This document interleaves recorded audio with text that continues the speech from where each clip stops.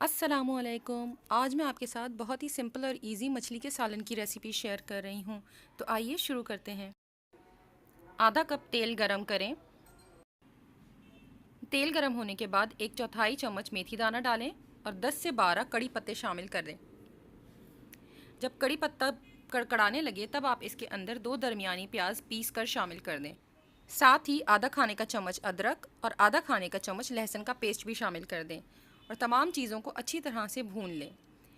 इसे हमें इतनी देर तक पकाना है कि इसका कलर भी चेंज हो जाएगा और तेल अलहदा होने लगेगा। पिसी हुई प्याज को फ्राई करने से इसकी बहुत ज़्यादा छींटें उड़ती हैं, इस वजह से मैंने इसे कवर करके कुक किया है।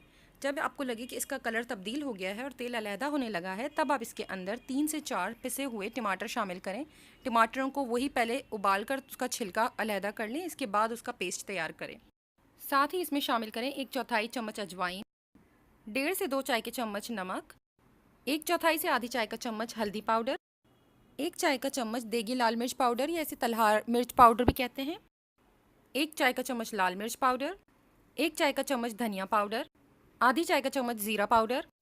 तमाम मसाले शामिल करने के बाद अच्छी तरह से मिक्स कर लें और तमाम मसाले को भून लें। कवर कर छोड़ दीजिए ताकि हल्की आंच पर मसाला भी भुन जाएगा और तेल अलहदा हो जाएगा और छींटें भी नहीं उड़ेंगी। तेल अलहदा हो जाए तो इसमें आधा कप फेंटा हुआ दही शामिल करें और साथ ही आधा चाय का चम्मच गरम मसाला पाउडर शामिल कर दें, 1 चाय का चम्मच कसूरी मेथी। दही शामिल करने के बाद मुस्तकिल चमचा चलाते हुए इतनी देर कुक करें कि ग्रेवी में उबाल आ जाए। इसके बाद इसके अंदर मछली के टुकड़े रख दीजिए। मैंने यहाँ सुरमई मछली ली है, तकरीबन 1 किलो मछली इस्तेमाल की है। मछली शामिल करने के बाद इसे कवर कर इतनी देर कुक करें कि तेल अलहदा हो जाए। मछली बहुत जल्दी गल जाती है। इसकी ग्रेवी की कंसिस्टेंसी आप अपने हिसाब से एडजस्ट कर सकते हैं। मुझे थिक ग्रेवी पसंद है, इसलिए मैंने पानी शामिल नहीं किया। आप चाहें तो इसमें थोड़ा पानी ऐड कर सकते हैं। मछली के सालन में ज़्यादा चम्मच मत चलाइएगा वरना मछली टूट सकती है। सबसे लास्ट में बारीक कटा हुआ हरा धनिया शामिल कर दें।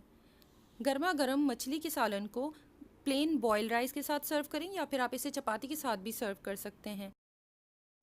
अगर आपको ये रेसिपी पसंद आई है तो प्लीज़ लाइक, कमेंट और शेयर कीजिए और अगर अब तक आपने मेरे चैनल को सब्सक्राइब नहीं किया है तो प्लीज़ सब्सक्राइब कीजिए और साथ ही बेल आइकन को क्लिक कीजिए ताकि आपको अपकमिंग वीडियोज़ की नोटिफिकेशन मिलती रहे। Thank you.